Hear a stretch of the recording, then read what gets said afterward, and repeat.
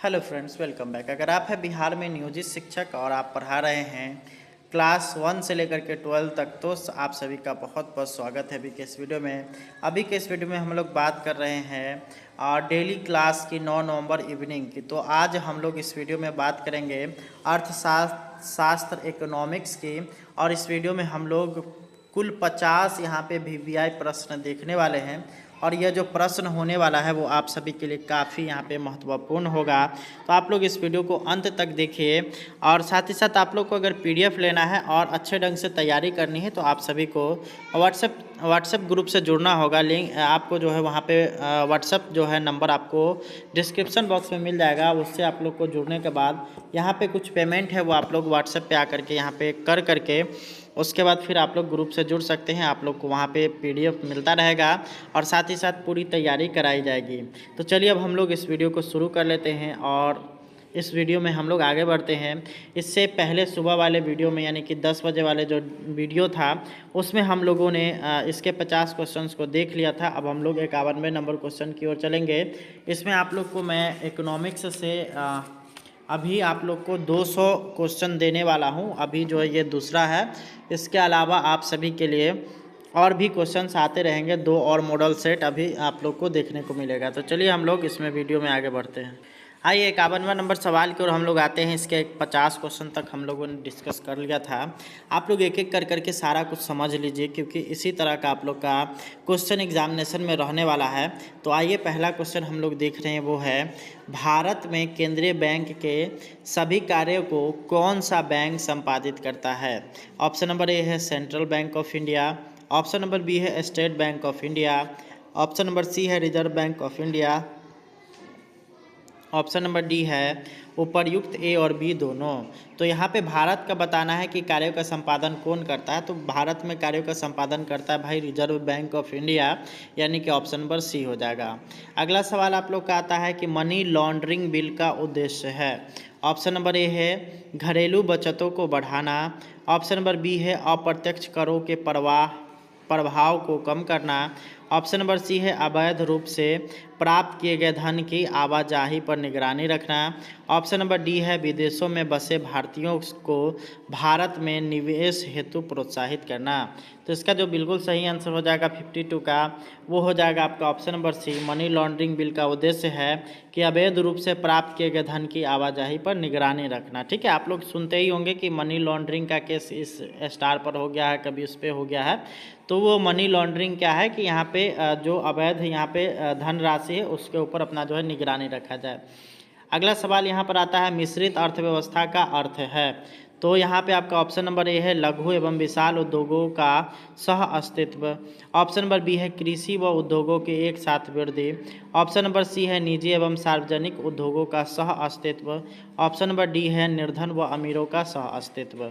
तो यहाँ पे आप लोग देख सकते हैं मिश्रित अर्थव्यवस्था वैसी अर्थव्यवस्था होती है, आप लोगों ने पढ़ा होगा कि जहाँ पे निजी और सार्वजनिक दोनों उद्योग एक साथ आ जाए, यानी कि ऑप्शन नंबर सी इसका बिल्कुल सही आंसर हो जाएगा, निजी एवं सार्वजनिक उद्योगों का सह अस्तित्व। ठीक, जैसे भारत है तो भारत में यहाँ पे निजी चीज़ भी है और साथ ही साथ यहाँ पे सरकारी चीज़ भी है। तो यहाँ पे आप सभी को पता चलेगा क्या कि भारत में मिश्रित अर्थव्यवस्था है।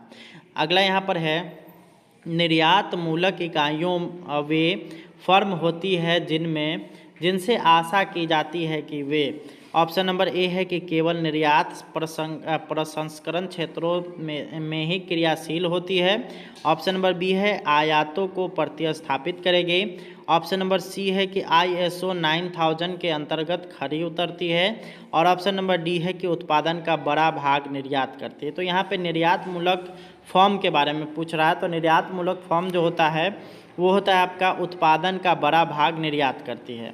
आगे हम लोग बढ़ते हैं। अगला सवाल है कि ऐसी विदेशी मुद्रा जिनमें शीघ्र पलायन कर जाने की प्रवृत्ति हो वो क्या कहलाती है। तो यहाँ पे पूछ रहा है विदेशी मुद्रा है भाई। तो विदेशी मुद्रा की अगर बात करिएगा तो ये हो जाएगा आपका ऑप्शन नंबर डी गर्म मुद्रा जो होता है वो यहाँ पे क्या कहलाता है। इसमें विदेशी मुद्रा जिसमें शीघ्र पलायन है तो वो गर्म मुद्रा होगा। ठीक है, चलिए जैसे सरकार किसी देश का जो है यहाँ पे राशि अपने पास रख लेती है तो उसको हम लोग गर्म मुद्रा में गिनते हैं। 56वां नंबर है कि सरकार ने किस तारीख से चरणबद्ध ढंग से सभी स्वर्ण आभूषणों के लिए हॉलमार्क की अनिवार्य बनाने का फैसला किया था। इसमें आप लोग से तारीख पूछ रहा है कि हॉलमार्क कब से अनिवार्य बनाया गया है। तो उसका जो आप लोग का सही आंसर हो जाएगा 56 का, वो होगा आपका ऑप्शन नंबर डी। 1 जनवरी 2008 से यहाँ पे सरकार ने कहा था कि 1 जनवरी 2008 के बाद जितने भी सोने के आभूषण होंगे उन सभी में हॉलमार्क का चिन्ह रहेगा। अगला यहाँ पर है कि सूखा आशंकित क्षेत्र कार्यक्रम यानी कि DPAP के लिए वित्त व्यवस्था केंद्र व संबंधित राज्य द्वारा किस अनुपात में की जाती है। ऑप्शन नंबर ए है 75:25, 50:25, 25:75 और ऑप्शन नंबर डी है 100:0।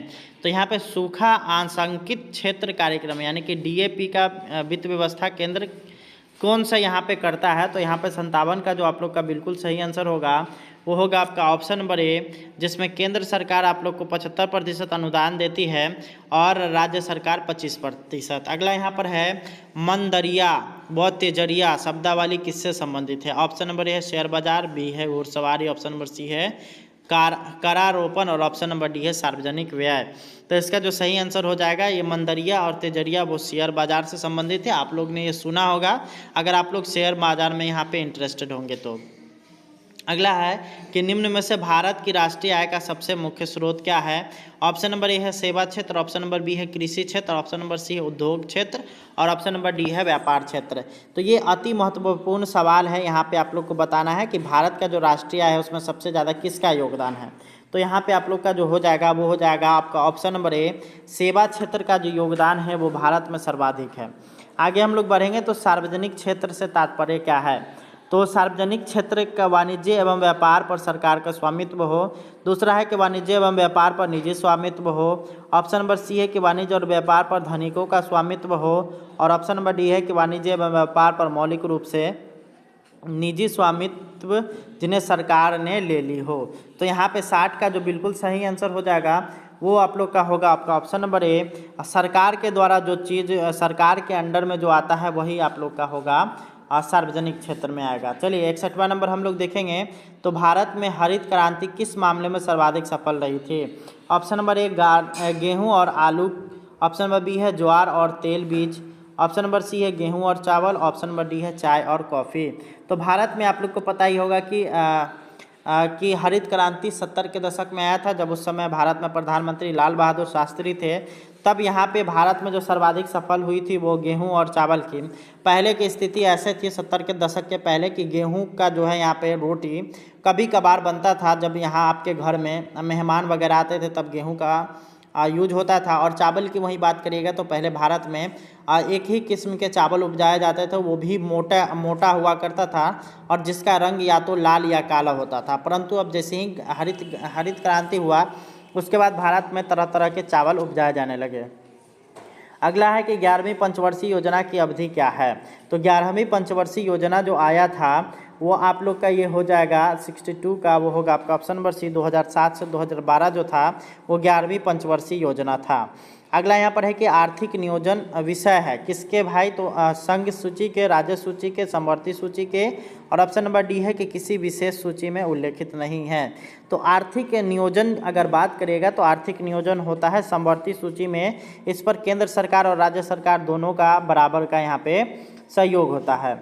आइए 64वां नंबर हम लोग सवाल देखेंगे। तो 64वां नंबर आप लोग का बोलता है कि भारत अपनी खनिज तेल खपत का लगभग कितना भाग आयात करती है, यानी कि दूसरे देश से खरीदती है। तो यहाँ पे आप लोग देख सकते हैं खनिज तेल के खपत की अगर बात करिएगा तो भारत जो है वो आधा तेल जो है वो दूसरे देशों से खरीदती है, जिसमें भारत का बहुत सारा इकोनॉमी उसी में चला जाता है। अगला है MRTP को निरस्त करके किसके स्थान पर निम्नलिखित में से किसकी स्थापना की गई। ऑप्शन नंबर ए है प्रतिस्पर्धा आयोग, ऑप्शन नंबर बी है औद्योगिक वित्त निगम, ऑप्शन नंबर सी है यातायात निगम और ऑप्शन नंबर डी है विदेशी मुद्रा निगम। तो यहाँ पे 65 का जो आप लोग का बिल्कुल सही आंसर हो जाएगा वो होगा आपका ऑप्शन नंबर ए प्रतिस्पर्धा आयोग का। अगला हम लोग देखेंगे 66वां नंबर सवाल। तो वो है आप लोग का कि भारत में कर्मचारियों के महंगाई भत्ते के निर्धारण का आधार क्या है। ऑप्शन नंबर ए है राष्ट्रीय आय, ऑप्शन नंबर बी है उपभोक्ता मूल्य सूचकांक, ऑप्शन नंबर सी है जीवन स्तर और ऑप्शन नंबर डी है प्रति व्यक्ति आय। अब यहाँ पे देख सकते हैं कर्मचारियों के महंगाई भत्ते का निर्धारण का आधार अगर बात करिएगा तो वो क्या चीज़ है भाई? तो इसका जो बिल्कुल सही आंसर हो जाएगा वो होगा आपका ऑप्शन नंबर बी, उपभोक्ता मूल्य सूचकांक। यानी आप लोग भी सुनते होंगे कि आप लोग का जब डीए बढ़ता है तो यहाँ पे उपभोक्ता मूल्य सूचकांक का जो मान होता है वो बढ़ता है, तभी जाकर के आपका डीए बढ़ता है। ठीक है, अब अगला हम लोग देखेंगे तो अब तक कुल कितने वित्त आयोग गठित किए जा चुके हैं। ठीक है, अभी तक की बात किया जाए तो कितने गठित किए जा चुके हैं, तो ये हो जाएगा आपका ऑप्शन नंबर ए 13। ठीक है, अगला हम लोग देखेंगे तो जुलाई 2001 में प्रारंभ की गई कृषि श्रमिक सामाजिक सुरक्षा योजना यानी कि KSSY का कार्यान्वित निम्नलिखित में से किसके माध्यम से किया जा रहा है? तो इसका जो आपका सही आंसर हो जाएगा 68 का, वो होगा आपका option number C, life insurance corporation of India यानी कि LIC के द्वारा जो है इसका कार्यान्वयन किया जा रहा है। अगला यहाँ पर है BCCI क्या है? ऑप्शन नंबर ए है अंतर्राष्ट्रीय उग्रवादी संगठन, ऑप्शन नंबर बी है कि एक अंतर्राष्ट्रीय औद्योगिक संगठन, ऑप्शन नंबर सी है कि विश्व शांति के लिए एक अंतर्राष्ट्रीय अभियान, और ऑप्शन नंबर डी है एक अंतर्राष्ट्रीय बैंकिंग संगठन। तो इसका जो सही आंसर हो जाएगा वो होगा BCCI जो है यहाँ पे एक अंतर्राष्ट्रीय बैंकिंग संगठन है, और एक BCCI जिसमें यहाँ पे डॉट नहीं होगा, डायरेक्ट BCCI लिखा हुआ रहेगा, तो वो होगा आपका board of cricket control in India. तो वो क्रिकेट से संबंधित हो जाएगा। ये 70वां नंबर हम लोग देखेंगे तो दूसरी पंचवर्षीय योजना का प्रारूप किसने तैयार किया था? तो दूसरी पंचवर्षीय योजना का जो प्रारूप आया था भारत में तो BKRB राव के द्वारा जो है इसको तैयार किया गया था। अगला यहाँ पर है अवमूल्यन यानी कि डिवैल्यूशन शब्द का क्या अर्थ है? तो यहाँ पे ये हो जाएगा ऑप्शन नंबर, अगर इसका बात करिएगा डिवैल्यूशन की अगर बात करते हैं तो ये अवमूल्यन होता क्या चीज़ है? जैसे मान लीजिए कि आप अब किसी देश में रह रहे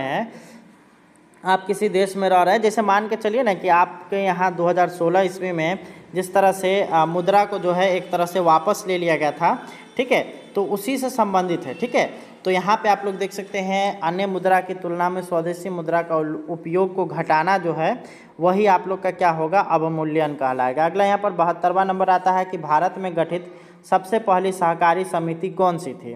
तो ये बहुत ही महत्वपूर्ण है, आप लोग को ये याद होना चाहिए। ये हो जाएगा आपका ऑप्शन नंबर ए, साख समितियाँ, जो क्या करता था कि कृषि पर आधारित लोन वगैरह दिया करता था, जिसमें बहुत सारे लोगों ने लोन ले रखा है।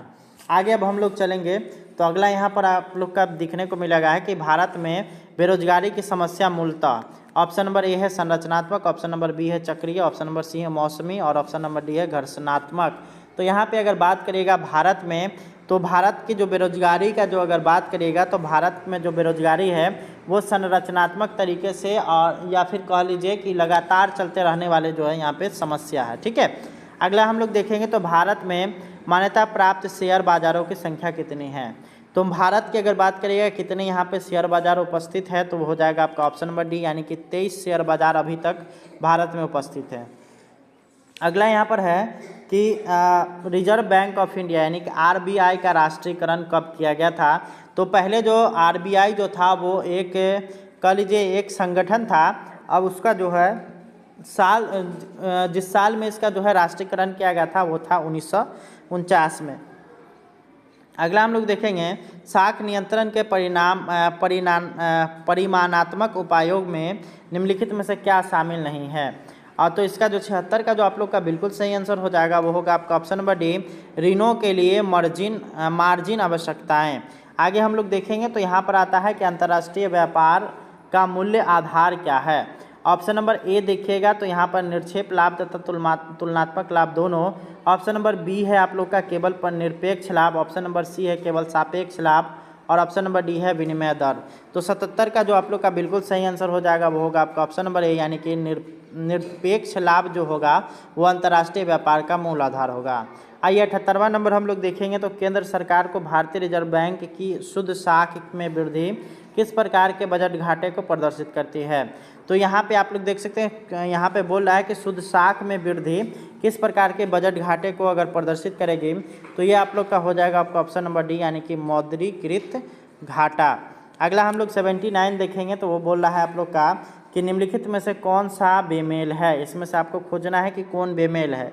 तो यहाँ पे आपका इसका जो सही आंसर हो जाएगा वो होगा आपका ऑप्शन नंबर ए, रेखी समिति आयात निर्यात प्रतिक्रिया सरलीकरण। ये यहाँ पे आप लोग का बिल्कुल गलत है। रेखी समिति एजुकेशन से संबंधित था और ये बाकी आप लोग का तीनों बिल्कुल सही है। ये आप लोग को याद होना चाहिए। नजुंदप्पा समिति रेल किराया भाड़ा, रंगराजन समिति भुगतान संतुलन, गोईपोरिया समिति बैंकिंग सेवा सुधार, इससे संबंधित था, परंतु ये आयात निर्यात से संबंधित नहीं था, तो इसलिए इसका ऑप्शन नंबर ए हो जाएगा। आइए अगला हम लोग देखेंगे। तो यहाँ पर बोलता है कि निम्नलिखित में से किस बैंक में कोई व्यक्ति अपना व्यक्तिगत खाता नहीं खोल सकता है। तो यहाँ पे आपका हो जाएगा इसका बिल्कुल सही 80 का वो जो आंसर होगा वो होगा आपका ऑप्शन नंबर सी। यहाँ पे भारतीय रिजर्व बैंक में कोई भी व्यक्ति सीधे तौर पर अपना खाता नहीं खोल सकता है और ये जो है बैंक के ऊपर निगरानी करने के लिए रिजर्व बैंक ऑफ इंडिया को रखा गया है। अगला यहाँ पर है कि भारत में जोतों का औसत आकार निरंतर घटने का क्या कारण है। तो यहाँ पे आप लोग देख सकते हैं ऑप्शन नंबर एक नंबर में है उत्तराधिकारी का नियम, 2 नंबर में चकबंदी, 3 में है कृषि का यांत्रिकरण और ऑप्शन 4 नंबर में है भूस्वामित्व की ललक। तो किस कारण से यहाँ पे निरंतर घटने का कारण क्या चीज़ है भाई। तो 81 का जो आप लोग का बिल्कुल सही आंसर हो जाएगा वो होगा 1 और 4, यानी कि उत्तराधिकारी का नियम और भूस्वामित्व की जो ललक है वो इसके मुख्य कारण है। आइए 82वां नंबर हम लोग देखेंगे। तो 11वीं पंचवर्षीय योजना यानी कि 2007 से 12 में घरेलू बचत की दर सकल घरेलू उत्पाद में कितने प्रतिशत प्राप्त करने का लक्ष्य रखा गया है। तो यहाँ पे 11वीं पंचवर्षीय योजना का अगर बात करिएगा तो वो होगा आपका 34.8% लक्ष्य रखा गया था, जिसे फिर बाद में प्राप्त भी किया गया। अगला यहाँ पर है निम्नलिखित में से कौन सा प्रत्यक्ष कर है। तो यहाँ पे प्रत्यक्ष कर यहाँ पे अगर बात किया जाए तो वो हो जाएगा यहाँ पे बिक्री कर जो है वो अप्रत्यक्ष कर है, सीमा शुल्क कर है वो भी अप्रत्यक्ष है और उत्पादन शुल्क है ये भी आपका अप्रत्यक्ष है। तो उपरोक्त में से कोई नहीं इसका बिल्कुल सही आंसर होगा। 84वां नंबर सवाल आप लोग के एग्जामिनेशन में नहीं आने वाला है, इसको हम लोग छोड़ते हैं। आइए 85वां नंबर हम लोग आ जाते हैं। 25 सितंबर 2001 को प्रारंभ की गई संपूर्ण ग्रामीण रोजगार योजना यानी कि SGRY में किस योजना को मिलाया गया। तो इसका ऑप्शन इसका जो 1 नंबर है रोजगार आवासन स्कीम, जवाहर ग्राम समृद्धि योजना, इंदिरा आवास योजना और 10 लाख कुओं का निर्माण यानी कि MWS। तो इसमें आप लोग का आंसर जो करना है 85 का वो आप लोग का हो जाएगा ऑप्शन नंबर 85 का जो होगा ऑप्शन नंबर बी हो जाएगा, यानी कि 1 और 2 ये दोनों का जो है इसमें समायोजन किया गया था। ये 86वां नंबर हम लोग देखेंगे। तो 86वां नंबर आप लोग का बोलता है कि ऐसा कौन सा गरीबी उन्मूलन कार्यक्रम चलाया गया था जिसमें बैंकों की महत्वपूर्ण भूमिका थी। तो यहाँ पे इसका जो 86वां नंबर का आप लोग का बिल्कुल सही आंसर हो जाएगा वो होगा आपका ऑप्शन नंबर ए यानी कि IRDP। और 87वां नंबर फिर आप लोग का कथन वाला सवाल है, तो ये कथन वाला सवाल आप लोग का रहने वाला नहीं है। आइए 88वां नंबर हम लोग देखेंगे। तो हवाला क्या है। तो हवाला एक तरह से क्या होता है भाई, तो हवाला जो होता है वो होता है विदेशी मुद्रा विनिमय का अवैध कारोबार जो किया जाता है उसको हम लोग हवाला कहते हैं। ठीक है, चलिए अगला यहाँ पर आता है निम्नलिखित में से कौन सी पंचवर्षीय योजना अपनी अवधि पूरी होने के 1 वर्ष पूर्व ही समाप्त घोषित की गई थी। तो यहाँ पे पंचवर्षीय योजना की बात की जा रही है। तो पंचवर्षीय योजना 5 वर्षों के लिए की जाती थी, परंतु एक बार ऐसा हुआ था कि जिसमें जो है 5 वर्षों तक न चल करके इसको 4 ही वर्ष में समाप्त कर दिया गया था। तो वो था आपका ऑप्शन नंबर सी, यानी कि 5वीं पंचवर्षीय योजना जो था उसको 1 साल पहले ही इसको समाप्त कर दिया गया था। अगला यहाँ पर है निम्नलिखित में से कौन सुमेलित नहीं है। तो इसका जो आप लोग का सही आंसर हो जाएगा वो होगा आपका ऑप्शन नंबर बी। तृतीय पंचवर्षीय योजना 1966 से 1971 तक नहीं चला था, बल्कि 1965 से 1970 तक चला था। ठीक है, चलिए आगे अब हम लोग बढ़ेंगे। यहाँ पे 91 नंबर है कि भुगतान संतुलन के विपरीत होने की दशा में निम्नलिखित में से कौन सा कदम स्थिति सुधारने में सहायक होगा। तो इसका जो आप लोग का बिल्कुल सही आंसर हो जाएगा 91 का वो होगा आप लोग का ऑप्शन नंबर बी, यानी कि अवमूल्यन। ठीक है, सहायक यहाँ पे स्थिति सुधारने में अवमूल्यन होगा। अगला यहाँ पर है 13वें वित्त आयोग के अध्यक्ष कौन थे। तो 13वें वित्त आयोग के जो अध्यक्ष थे वो थे आप लोग के इसका जो आंसर होगा ऑप्शन नंबर डी, यानी कि विजय केलकर इसके जो है उस समय के अध्यक्ष थे। अगला यहाँ पर है स्टैगफ्लेशन क्या है।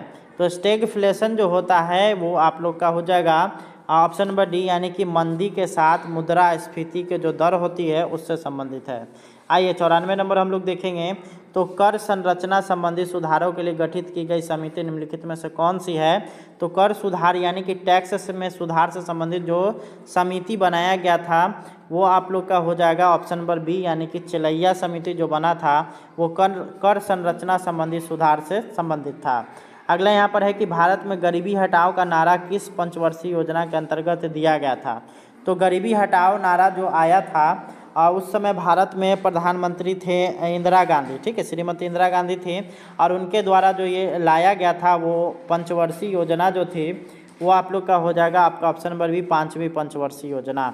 आइए 96 नंबर हम लोग देखेंगे। तो विनिमय दर प्रबंधन की मौजूदा व्यवस्था के अंतर्गत निर्यातक अपनी विदेश मुद्रा प्राप्तियों का अधिकतम कितने प्रतिशत भाग खुले बाजार द्वारा निर्धारित विनिमय दर पर बेच सकते हैं?